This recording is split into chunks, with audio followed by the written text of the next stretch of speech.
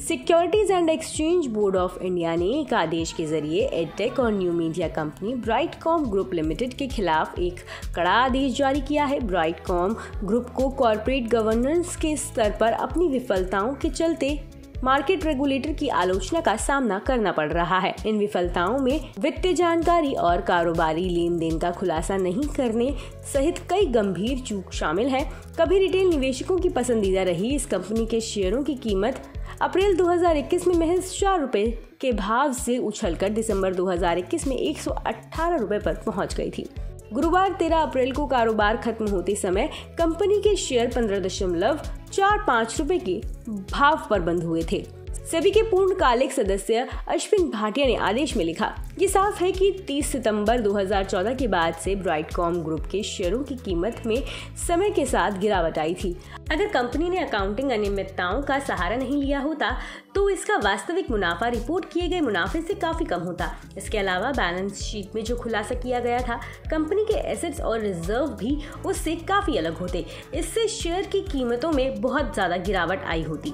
भाटिया ने कहा, अकाउंटिंग नियमितताओं के चलते कंपनी अपनी वित्तीय सेहत को लेकर एक गुलाबी तस्वीर पेश करती है। उन्होंने कहा, बीजीएल के सार्वजनिक शेयर धारकों सहित सभी हितधारकों के फैसले लेने की प्रक्रिया इससे प्रभावित हुई, क्योंकि वे इस तरह के अकाउंटिंग अनियमितताओं से बेखबर थे।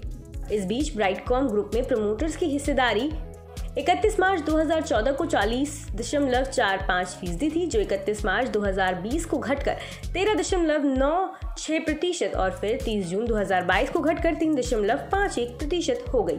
भाटिया ने आदेश में कहा, पहले अकाउंटिंग अनियमितताओं के जरिए भारी मुनाफा दिखाकर कंपनी के शेयरों की कीमत बढ़ाई गई। फिर उस बढ़ी हुई कीमत पर प्रमोटर अपनी हिस्सेदारी बेचकर कंपनी से निकल गए। मार्केट रेगुलेटर ने कंपनी और उसके डायरेक्टरों को वित्तीय वर्ष 2015 से 2022 तक की अवधि के कंसोलिडेटेड वित्तीय नतीजों की जांच करने का आदेश दिया है, जिससे ये पक्का किया जा सके इन्हें अकाउंटिंग नियमों का पालन करते हुए जारी किया गया था। स्टॉक मार्केट से जुड़ी तमाम खबरों के लिए सब्सक्राइब करना ना भूलें मनी कंट्रोल हिंदी के यूट्यूब चैनल को। साथ ही साथ बेल आइकन भी जरूर दबाएं ताकि अगली वीडियो का नोटिफिकेशन आपसे मिस ना हो। इसके अलावा आप हमें फेसबुक, इंस्टाग्राम और ट्विटर पर भी फॉलो कर सकते हैं।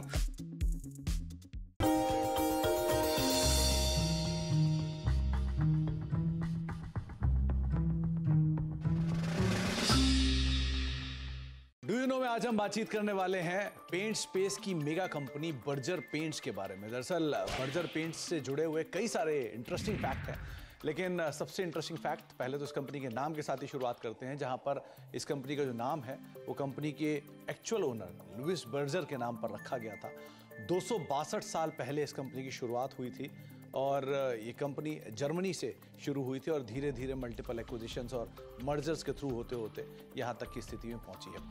इसके अलावा कुछ इंटरेस्टिंग फैक्ट में ये भी है कि ये दुनिया की 14वीं सबसे बड़ी पेंट कंपनी है, एशिया की 4थी सबसे बड़ी पेंट कंपनी है और भारत की दूसरी सबसे बड़ी पेंट कंपनी के तौर पर शुमार है और करीब करीब 15 से लेकर 20% के आसपास का मार्केट शेयर अपने स्पेस के अंदर कमांड करती है। हालांकि जो लीडर है उसका हाफ मार्केट शेयर है, लेकिन फिर भी कंपनी का एक स्ट्रॉन्ग मार्केट शेयर अभी भी कमांड करती है। बर्जर पेंट्स इंडिया में करीब करीब 99 साल पहले से कामकाज कर रही है और एक इंटरेस्टिंग पार्ट ये भी है कि 99 साल पहले इसका नाम था हैडफील्ड इंडिया, जिसके साथ इसने शुरुआत की थी कोलकाता में और वहां से धीरे धीरे फेरबदल होना शुरू हुआ। Hero MotoCorp, royal Enfield, Ashok Leyland, Tata Motors, TVS, Yamaha, साथ ही साथ hero group, Honda group, Bajaj group, ये सब वो ग्रुप्स हैं जो कि बर्जर पेंट का पेंट यूज करते हैं और अलग अलग व्हीकल्स जो हैं कंपनी के वो इन प्रोडक्ट बर्जर के प्रोडक्ट्स के जरिए आप मार्केट में देख भी पा रहे हैं।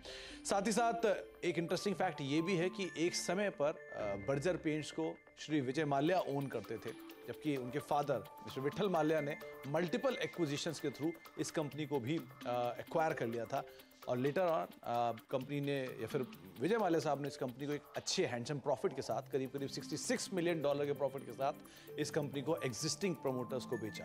तो ऐसे मल्टीपल एक्विजिशंस एंड टेकओवर्स पिछले 99 साल की हिस्ट्री में बर्जर पेंट्स के अंदर आपने देखे हैं।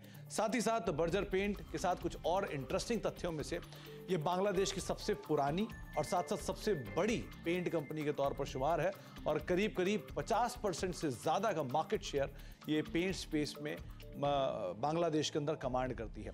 एक इंटरेस्टिंग फैक्ट ये भी है कि नाइजीरियन स्टॉक एक्सचेंज पर पहली पेंट कंपनी अगर कोई लिस्ट हुई थी तो वो थी बर्जर पेंट्स, और ये करीब करीब 50 साल पहले नाइजीरियन स्टॉक एक्सचेंज पर लिस्ट होने वाली पहली पेंट कंपनी बनी थी। तो कुछ interesting fact Berger paints related, लेकिन सबसे रोचक तथ्य कि ये दुनिया की 14वीं, एशिया की 4थी और भारत की दूसरी सबसे बड़ी पेंट कंपनी है। तो कुछ interesting fact Berger paints related, आगे भी कुछ और फैक्ट लेकर आते रहेंगे।